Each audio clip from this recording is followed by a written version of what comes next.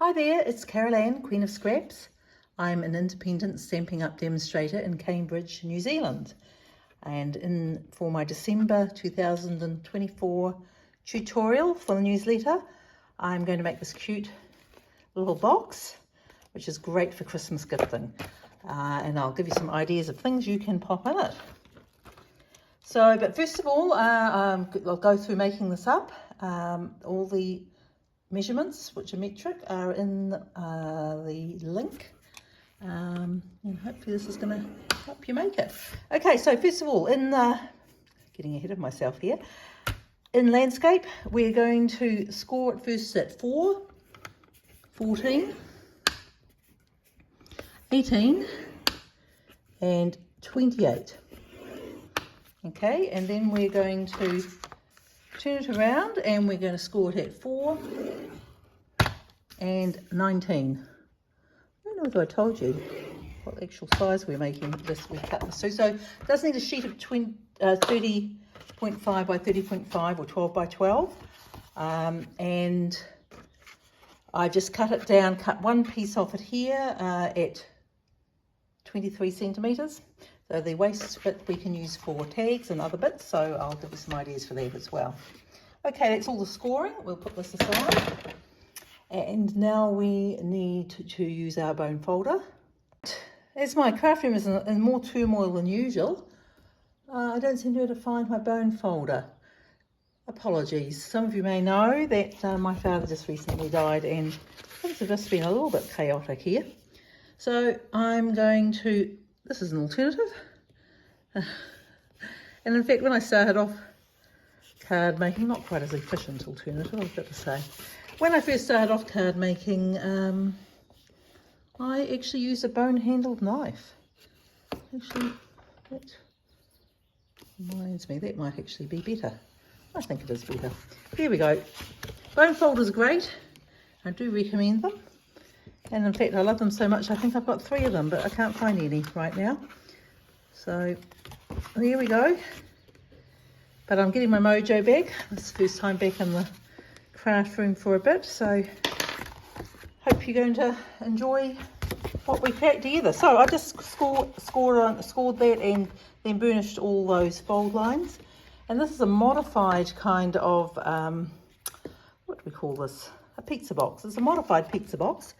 And I'm going to just come along. If you haven't made a pizza box before, we're just going to, obviously it's not square like a pizza box, so that's why I say it's modified. And I had to do a couple of other little mods just to make it fit in the 12 by 12. I originally designed this to hold a couple of handmade washcloths. So I'm just cutting along that score line and I'm just cutting a little bit to the inside of the tab. So these pieces are what I call the tabs, and these are the flaps. Hopefully that makes sense. And we're just nipping up there on all of those. Once you've got the scoring done, it goes together pretty quickly. So I've slipped those all up to the first score line, and now I'm just going to do the little wedging or cutting out these little bits on the tabs so that they fit together. There we go, nicely. Just cutting these so that they're making it look much more difficult than it is. Okay, and a little bit out there. Doesn't matter too much how much you take out, as long as you take a little bit. Just really helps it fit together nicely.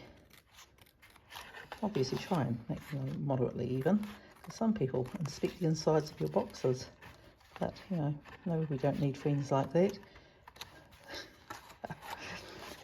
Right, okay, round here. I'm trying to do this quickly, and you know, doing quickly isn't always the... Maybe I should just take a little breath. I have been told I'm a tiny bit manic at the moment. Manic. A little edgy. But I've had a lot going on. But I know most of us do, most of the time, and it's always Christmas. Anyway, I'm going to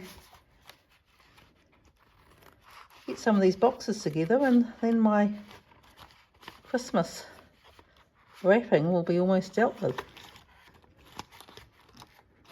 Because I've already made a number of handmade gifts over the course of the last few months. I find sitting and knitting is a great way to relieve a bit of stress for me. Okay, so I've notched out all these tabs, and these flaps have got straight sides. And I'm using a circle punch here. It doesn't have to be this size, which 1 3/8. Any size from about 1 inch, 1.5 inches, even a little bit. Just do a little notch here. Just makes it easier to open your box. And before we put it together, I've already cut a piece of DSP to fit. I could use either side. I think I'm going to use the Christmas trees here. And this is going to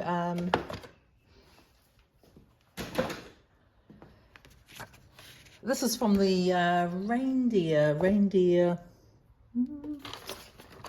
DSP that's in the current retiring mini catalogue. In fact, you'll be able to find it in the last chance section. So if you love this, I recommend you check it out.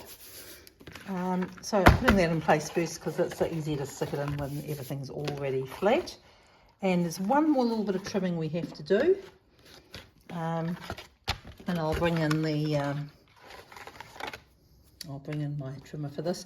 You'll see, because of the size of the DSP, I needed to have that thickness of box, but I didn't have quite enough length to be able to make this a full length lid.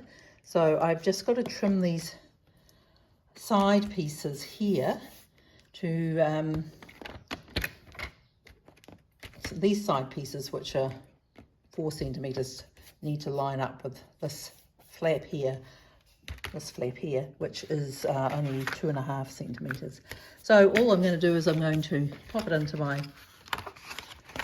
let's fold all these bits under that we don't need, and I'm just going to line this just up on the 2.5 centimeter mark, which is about there.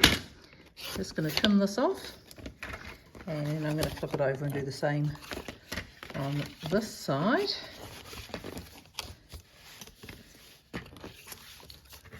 Line it up on the 2.5 centimeters, and then it's going to match up with the front bit. Okay, so that's what it's going to look like when it's all cut and trimmed. These little ones are trimmed down. Okay, so putting it together, super simple. I'm going to put, oh, not that much glue. Don't go that crazy, Carol Ann. Oh, this must be a fairly new tube because it's coming out a bit fast. So I'm just going to put some glue onto here. It's going to spread out when I squish it together towards the edges a bit more.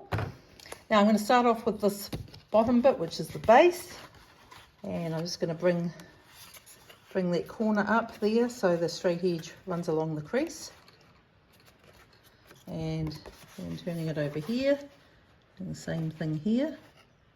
Straight edge is just going to line up the crease. Hold it a moment or two.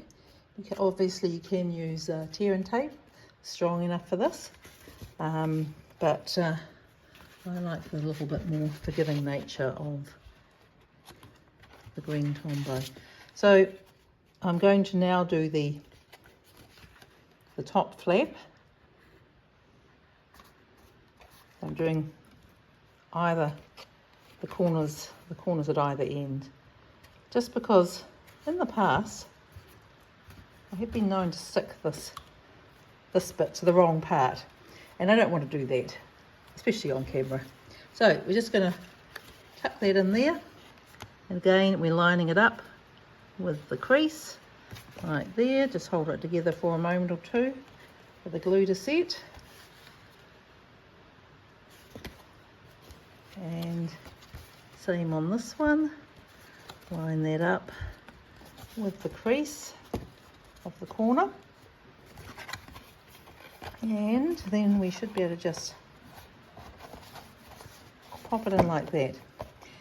And that's your box basically done. Now, as is normal with a pizza box, there was always a little bit of a flare there, but that's normal, and the box looks great like that. What I normally do is, you can make a belly band if you like, but I'm going to use a bit of ribbon, and I'm going for a bit of a natural look here. So just going to, you could tie it in a knot or a bow. Knots take more, bows take more. Let's see if I've got enough there to make a decent sized bow.